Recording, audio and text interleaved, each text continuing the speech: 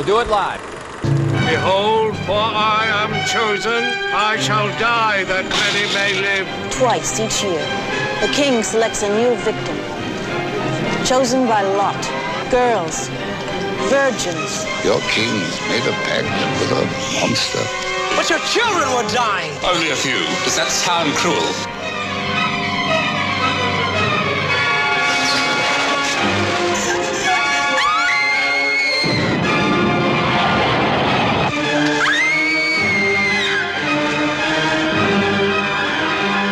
Dragonslayer.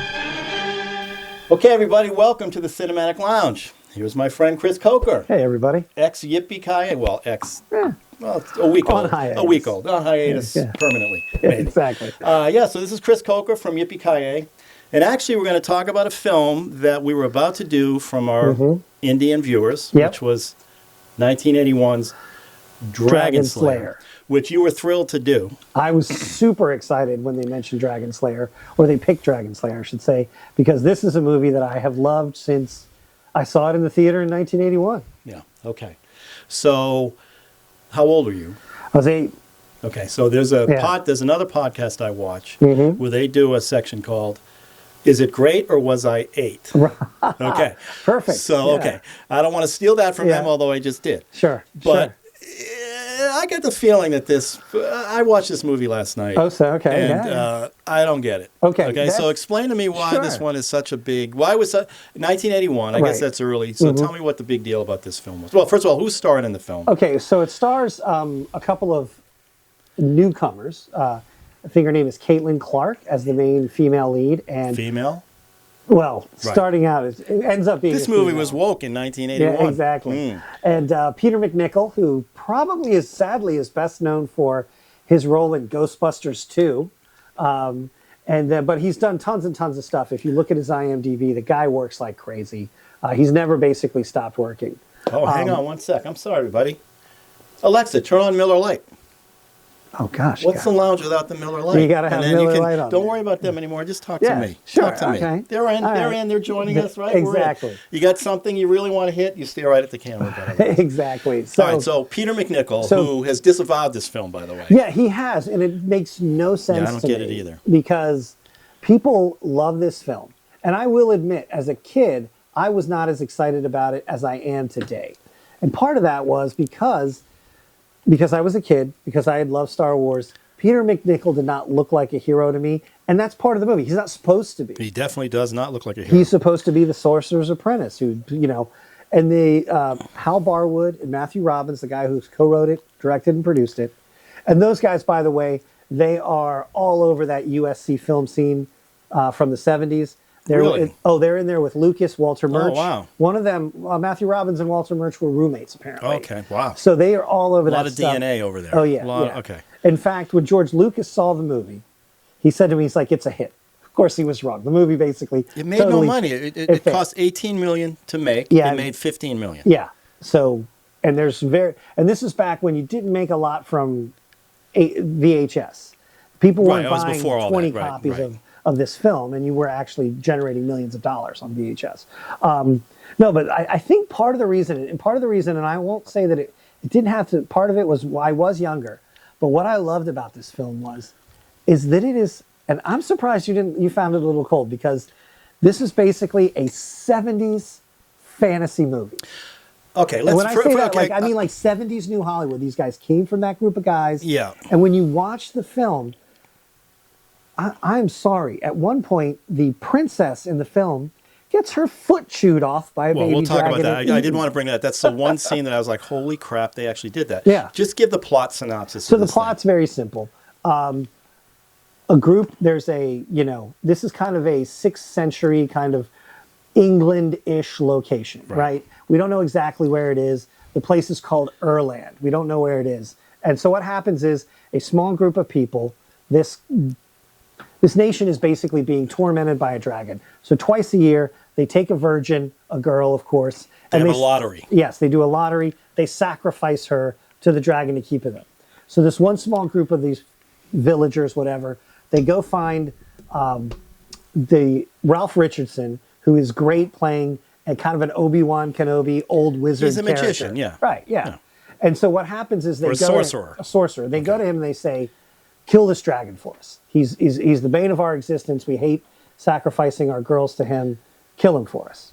This group of guys. And so what happens is he's like very old. And I think one of the greatest scenes in that whole movie is when they're showing him all the artifacts of the dragon. And he's looking at it and he's like, that's not a claw. That's a tooth. You want? Right. He's obviously not excited about the idea of fighting this thing. And he talks about how old this thing is and how it gets to that age and it's all everything is pain and basically it's an arthritic old dragon. And but the interesting thing is, with the dragons, I didn't catch that in the film. He didn't actually say arthritic, but he said in the opening, he says when a dragon gets to this age, it's in constant pain.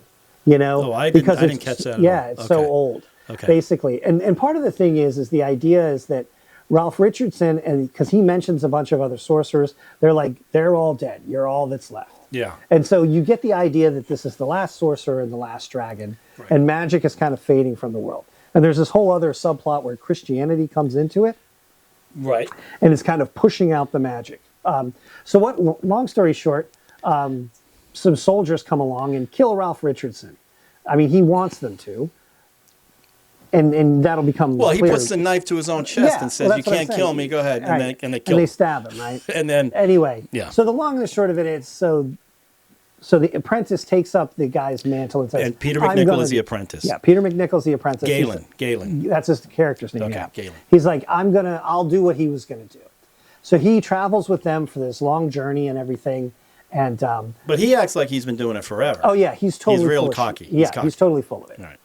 And the whole time they're being followed by a group of 3 soldiers from the king who wants to keep everything status quo. He's fine with sacrificing a couple of chicks a year. He's fine with it. No big issues, right?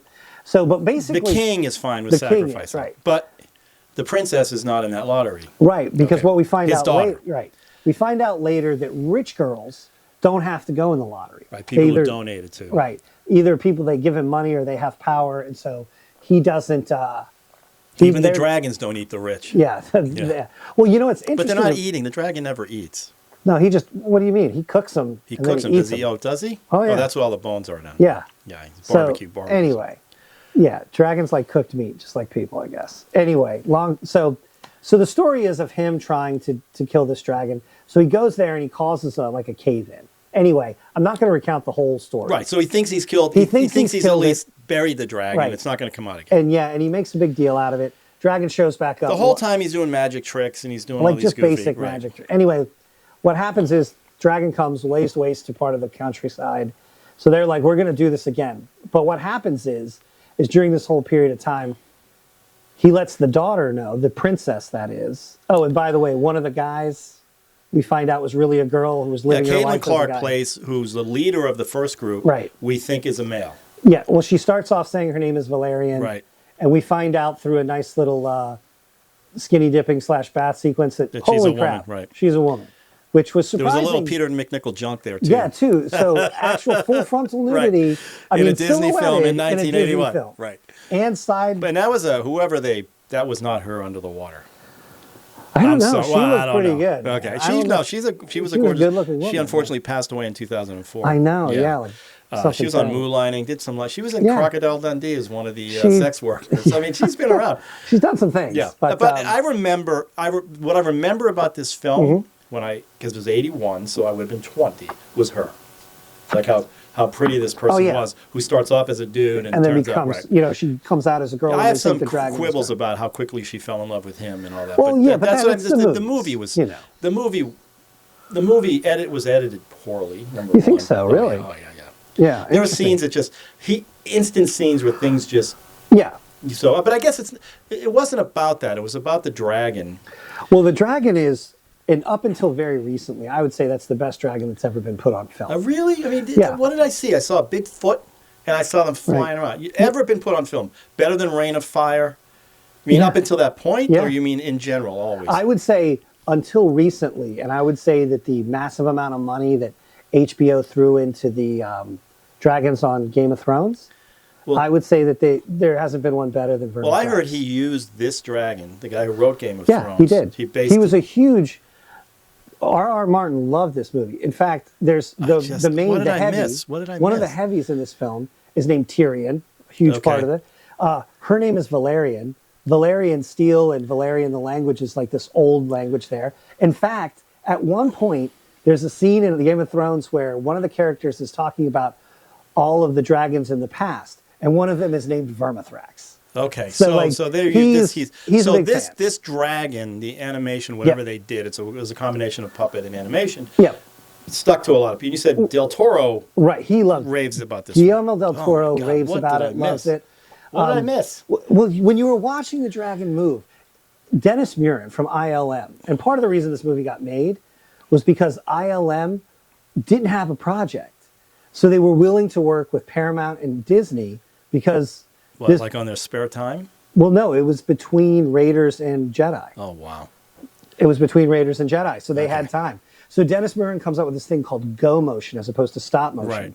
where what he does is it's computer-controlled camera, and the thing moves. So it gives it's not that kind of herky-jerky motion of stop motion. It's literally moving while the shutter is going off. So it gives it that natural flow.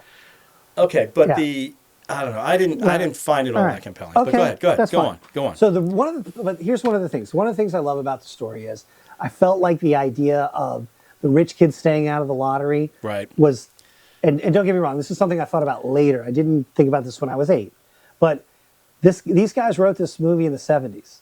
It's obviously about the draft. You know, I think it's an obvious allegory to the draft. Yeah. But point. Also on top of that, it's just the idea that this movie, it doesn't pull the punches, right? So the princess in her pride and in her, feeling like she sacrifices herself and says, you know what, I've never been in the lottery, I'm going in. And so what happens is they take her and she goes and she willingly goes to the dragon. And then What were those little dragonettes? They were baby dragons. Oh my God. So Peter McNichol goes in there. He gets. Well, she lets him out of the prison too. Yeah, he's imprisoned by the king. Exactly. The king takes. Okay, the whole thing starts with that medallion, the amulet. We haven't mentioned that. So when Ralph Richardson's character dies, he makes sure that Peter McNichol has the amulet. Is aware of that amulet. Right. And so, but here's the situation. This is the reason why I'm surprised you didn't like it. I hated it. I found it to be so grim, and as a kid, I loved it. I have to admit, when the little dragon babies were eating her leg, that shocked me. That shocked me. Now, there's that first scene where the first virgin is, you think she's escaping. Right. She gets out of the handcuffs. Yeah. She does that whole thing where she's pulling through the handcuffs. And she's bleeding. Yep. She's and then spitting I'm on her going, okay, she's going to get away. And then they do that. My favorite part of the whole movie was the sound effect of him pulling his breath and getting ready to throw the flames. Sure. And they don't show that, you just hear it. Yeah. But you see, obviously, you see the flamethrower thing that they do, but it's that, and then they blast her. Speaking of the priest, they blast the priest too with the same thing, but you don't see him do that. Yeah. For me, was my favorite part of the film. Plus, she was getting her feet. She got her feet, they ate the foot right in. Oh, I know. The foot gets torn off from the leg, and it's eaten. So, I mean, it's graphic. It's unbelievable. It's one of those movies that this is when you go, oh, that's right. There was no PG-13 in 1981. This is not rated? What was this rated? It's PG. Okay, PG. Yeah. It was PG because there was no PG-13 at the time. That's why there was slight nudity underneath. There was like a side, like her rear and a little side boob, which was nice. Yeah, not bad. Yeah, it was. Hey, I was okay with it. At 8? At 8, I was like, you knew what was going on at 8? Awesome. Yeah. Okay. Anyway, but really the hook is, so long story short, there's back and forth. Ralph Richardson comes back to life and fights the dragon one more time, but basically sacrifices himself to kill the dragon. That's what happens at the end, right? Well, but he dies at the beginning of the film. He dies at the beginning of the film. But it's like Lord of the Rings. He doesn't really die. He's going to come back. Yeah, but he comes back, but he dies all the way. That was pretty cool. And what they did was, it's kind of like the idea that they're the two last magical beings, right? And they're both gone. But what really, as a kid, stuck with me, right? And I mean stuck with me, is the very end of the film. Where at the very end of the film, Vermithrax is dead.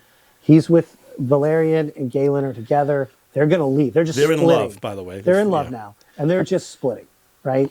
I always think about it this way. In the old days, if you had all your teeth, you probably could get pretty much anybody you wanted. The point being is, so they're splitting, and they have this beautiful carcass that they've designed of this dragon. It's blown apart and everything. Right. And what happens at the very end of the film? The king, who by the way is still completely alive, didn't die. No negative Right, he consequences. comes out. That's right. He comes out of He comes out. They literally put a step down from the stagecoach he's in, and he's got these little purple booties on. And he comes down, and somebody hands him a sword. He sticks it into the dead dragon's neck, and they go. Everyone starts chanting Dragonslayer. Guy goes, "Hail Cassidorius Rex, Dragonslayer," and everybody starts chanting Dragonslayer. And it's like as a kid, even at 8, I was like, "That's effed awesome. up." Awesome. Then Like, what? Which part was awesome? It was awesome that they did it. That the bad king wasn't punished. In fact, he's rewarded. You thought at 8 you had the wherewithal to go, that's ironically cool. Yes. I thought it was because I look at that dark now, ending. and as an adult, I go, "Wow, those guys." It's about who's in power writes history. Yeah, and we're doing that now. We're doing that now. Everybody's still doing that now. But the fact is, they did that in this film. You go, "Oh, I get it. The king is gonna write the history." Yeah, I got it. At 8, you figured. Oh, see, you're way more intellectual. Well, I just remember coming out of that movie and being shocked that it ended that way. And I mean, don't get me wrong. They're together. They get a horse, they magically get a horse? They magically wished a horse, whatever. Okay, he was doing that all throughout the film. The point is, though, is that even though it kind of ends with them together riding off into the sunset, so to speak, right? That you literally had like, oh yeah, that whole country back there, they're now all becoming Christian. They've all kind of, and it's like, you could get really crazy. And of course, I didn't think about this when I was 8, but you could really start getting behind the whole thing where it's one of the priests that starts saying Dragonslayer.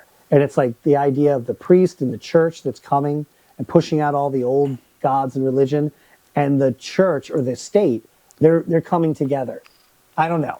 I can't. I mean, they kill the priest off pretty brutally in this one, and the other guy takes over. And then the other guy takes over and he starts baptizing people. Yeah. And let me just put it this way. I know it sounds. I just can't. I just don't think all of that's happenstance.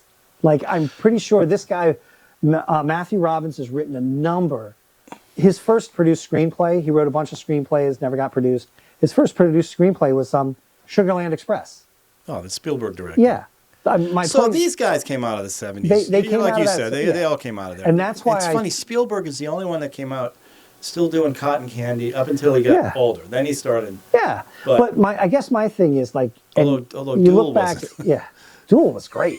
I love Duel. Yeah, it wasn't nice. It wasn't. It was good. And but what I guess my thing about this film is that even now going back to it, and I will fully admit on my rewatch this time, it's been a little while since I'd seen it.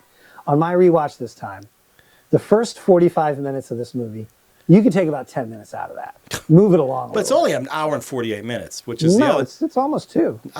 Well, the one I watched, you know what? I watched it on Canopy. It was an hour and 48. Maybe it was an hour and 48. What did I miss? No, maybe it felt longer. I watched it on Canopy too. Okay, so it was an hour and 48. My point is the first 45 minutes, it takes them all that time just to get to the place where the dragon is. We don't. So my point is like, I think the stakes were weird though. Like the stakes were weird because they. Okay, first of all, as soon as Merlin or whatever his name, Richardson dies, what's his name becomes an instant. He's now the new sorcerer. Yeah, but he's kind of fake. And he had that assistant that carried all his stuff. Oh yeah, and got shot. Ended up killed. The arrow. That bad guy. Mm-hmm. There's another scene in the film that they used over and over. They must have had one day where they go, "We got to shoot this." The horses running through the water. Oh yeah. There's in the village. There was this like water there. Yeah. And I go back and okay, do it again. We're gonna go this way now. Exactly. It's a different day. Go that way now. I mean, don't get me wrong. There's obviously some things. The editing is just all over the place. Well, the funny thing is, that dragon at the beginning where he's attacking the girl, the first sacrifice? Yeah. Apparently, Robbins was saying that apparently they built this huge dragon, right? And it's supposed to be all this hydraulic, this and hydraulic. Yeah. He's like, none of it worked. So he had to just wing it all kind of on the set. And like the scene where the thing comes down and smashes through the cart or whatever. Yeah, the big tail. Yeah, the tail. They just dropped it on the cart. Really? Yeah, and like another thing, like he's like at one point, like it looks like he grabs her. He goes, no, she's holding on to that thing for dear life because it kind of sweeps her around. And he had this whole plan, And he's like, So none the of the big foot hydraulics that were. slams down, That was supposed to be practical, or was that? totally practical, but it was supposed to be. And some of the things, like they built like a 16-foot long neck to put that giant head on it. Yeah. And then in some cases, and don't get me wrong, in some guys, it's just a guy's arm and a puppet. You know? Yeah. Okay. So I got a little confused. Was there only one dragon in this movie or a bunch? Well, there was the one dragon and then the three babies. Okay. So all the flying dragons that I saw was just one. This was the only dragon. I swear to God, I saw multiple dragons. There were multiple. There were not multiple dragons in any one scene. Flying? There weren't multiple flying dragons? dragons? There's only one flying dragon. It was him, the main dragon, pejorative. Vermithrax. Probably the greatest name I've ever heard in my life. He had a full name. What was the full name again? Vermithrax pejorative. Pejorative? I know, it's so What's that about? Anyway. Okay, so he was the only one flying around? God, what did I miss? I don't. I Were you must have watching? been. Maybe I might have dropped some lid in I was this about one. to say you might have. I rewound. I had to rewind a couple of times because I was getting completely confused. I must have been drifting. Mm-hmm. It's all right. But like I said, the movie definitely has some lulls in it. Oh yeah. But at the same time, I think the scene in the Lake of Fire, when Galen tries to, instead of using magic on it, he just gets himself a spear and kind of magics the tip of it to make it super sharp. Right. And then he just tries to go in there. Well, that spear was built. Okay, so the woman who was the guy at the beginning. Right. The reason Valerian. The reason she was pretending to be a man. Guy, she didn't want her father didn't want to put her in the lottery. So he raised her as a boy. So he made that spear. Right. He was a blacksmith. And he's the one that showed that spear cutting that piece of metal to show how sharp it was. Was that before he made it magical? Or? No, then he made it magical. And even more magical. And he cuts off the head of the anvil.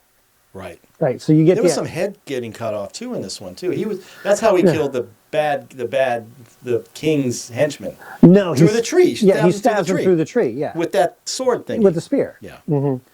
I can't buy these films. I guess not, because it was I can't. I would have thought of all the fantasy, because we know that you're not a fantasy fan, but I would have thought of all the fantasy movies, you would have actually enjoyed this one the most. No, because for me, okay, it did have those gritty kind of. Yeah, I appreciate that. I get. Vibe. Given if I had known the backstory about the director, that he went to school with everybody in the 70s, maybe I would have. And the metaphor about the Vietnam draft. I mean, lotteries have been in all kinds of stories. I mean, there's literally a book, a story called The Lottery, right? Yeah. Stone people. But I just, Highlander to me is my only go-to fantasy film. Although I'll say this. Highlander. Highlander. There's only one. In the Name of the Rose, with Sean Connery and... I don't think that's fantasy. Is it not? Isn't he a sorcerer too? Or is he just an old-time detective? He's a Jesuit priest. Okay. What's the movie that Sean Connery plays the voice of the dragon with? Dragonheart. Dragonheart. You didn't like that one. Well, you see, I didn't care for Dragonheart. It was one of those ones where I feel a little bit bad for it because the technology wasn't there. I thought the dragon looked terrible. Not terrible. Was this before this one or after this one? Well, after this one. Oh, wow. And it was computer generated. You thought this dragon looked great. Yeah, fantastic. I guess everybody did because everybody's... Guillermo del Toro loves it. They're mentioning this as their touchstone film. Guillermo del Toro, it's funny, if you get the Blu-ray, he and Matthew Robbins do a commentary. By the way, the Blu-ray is fantastic. There's a nice 45-minute, they talk to Dennis Muren. He goes into all the stuff about how they did it. Anyway, the point is Del Toro just goes on and on. You know what he said when the priest gets lit on fire? He turns to Robbins and he says something to the effect of, 12-year-old Guillermo is loving you right now. Oh, my God. That was a weird, the way they shot that was weird. I thought it was great. He just kind of flopped back. No, I'm not. I mean, to me, again, I'm back to the sound effect to me is what... Yeah. Did you know did I say this already? They used a real Army flamethrower. They did. I read that in the IMDb. And in the fact that McNichol is he's he doesn't want to talk about this film, I don't understand because he wasn't bad. I mean, he was better in this than he was in Ghostbusters 2. That was ridiculous. I know, that's an embarrassment. He does a lot of TV still. Is he still? He's still he does with a lot us, of right? television, does a lot of TV stuff. Yeah. One of the things though that I think maybe it has to do with this is there's a couple of things. They chose him and they chose Caitlin Clark because Disney or Paramount or both were terrified, apparently, of releasing a movie here in the States that had basically British actors. They didn't want it to be they didn't want all British accents. So they had them, and part of the reason he ended up getting the role is because he had taken stage combat, because he was a theater actor, and that he grew up riding horses his whole life, so he knew how to ride a horse. He did do that well. I have to give him credit. That scene where he rides the horse through the castle was pretty good. Yeah, and that's him doing that. And even he actually even said it. He was like, he even said, yeah, they took away my saddle, they took away my stirrups, then they basically took away the reins, and then they just slapped it and said, hang on. You know? Was he on the commentary or not? No. Oh, because so where'd you hear that one? That was in one of these things where it was like, what do you call it? It was like behind somebody was recounting that. Okay. Yeah. Is he Christy McNichol's brother? Remember Christy McNichol from Family? Is it Family or whatever she did? I don't know, but I do remember her. Yeah. But I don't know if they're related or not. I haven't the slightest clue. Interesting. But anyway, so yeah, that ending to this day, that ending was what the ending when I mean, I'll give you this. When the amulet blow up, when he blows up, he goes, okay, let the dragon take me, and you know what to do. Right. And she's ready to hit the rock. She's going, do it now, do it now. And he said, no, you gotta wait. That's so. And when he picks up, so it's a hero's journey. He kind of grew up. I mean, that's yeah. But like I'll give you that. Yeah. And you're right. The sculpture of the dead dragon before the king comes in and sticks his sword in it was pretty good. I just remember as a kid being like, wait a minute. I just can't get He didn't do anything, and he's getting all the credit. Right. And I just remember as a kid being like, I guess if you were the one writing the story, that's how it, gets out. What's the line? He who owns the gold owns the... Makes the rule. The golden rule. The golden rule. He who owns the gold makes the rules. Yeah. And it's just that idea that, history is written by the victors. Yeah. And I just remember as a kid... But he lost his daughter. I mean, it's like... He didn't seem too broken up about it. He did not seem too broken up about it. So... I don't know, man. That's like I said, this was one of those movies that I really... As a kid, it made a big impression on me. It's one of those films where every time it would pop up randomly on streaming services, I would always end up watching it. And this is the one the Indian audience asked us to watch. This came from them. Yeah. I don't know what's wrong with me. I can't. The fantasy stuff, I don't know, but like I said, Highlander, I buy into the whole thing. It's real, right? That thing's real. I have no idea why fantasy, it's definitely miss for me. It's not even hit or miss. And this one, it was sloppy. Mm-hmm. And I know the guy was up against a lot. He was up against a lot, especially if you're saying the mechanics of the dragon. It's like Spielberg with Jaws. Yeah. The mechanics of the dragon, so they got to figure out stuff as they're going. Mm-hmm. They got people, all around. Let's go. We're spending money, although they lost money. Yeah. I just couldn't get into it. All right, that's fair, man. There's some people that hate westerns. They just can't. Why would you hate a western? Exactly. That's my question. So what would you? Okay, we're only doing 5 stars right now because I don't know what to do. We're going to come up with some rating system for our stick here. All right. Could I put? Yes, that's good. So what's your rating? I'm going to give this one 4. 4 out of 5. 4 out of 5. Okay. I think it's very original. I think just from a technical perspective, it's amazing. And like I said, it has a great dark undertone that I don't... It did go dark. I don't think you get with a lot... Like, I remember, being the girl was spitting on her wrist to try to get away. I'm like, that's somebody who's trying to get away for real. Not just because the plot says you have to try to get away. Yeah. Have you ever seen that movie, the Stephen King adaptation of the woman who has to get out Gerald's of the handcuffs? Game? Gerald's Game? I've never seen it. Where she peels her skin off to get out of the handcuffs. That's brutal. But yeah, those little dragon babies were eating the shit out of her. I know. As a matter of fact, the woman walks up on her and goes, oh my God. She was like, gone. I mean, that woman died. I couldn't. That was shocking. Yeah. I'm going to go 2.5 stars. Okay. And I'm giving it the extra half because of the subtext that you mentioned. The fact that the Vietnam War might have been part of the lottery thing, and the fact that all these film people love this film. I guarantee you, probably John Carpenter loves this. I just have I'm so opposite of what.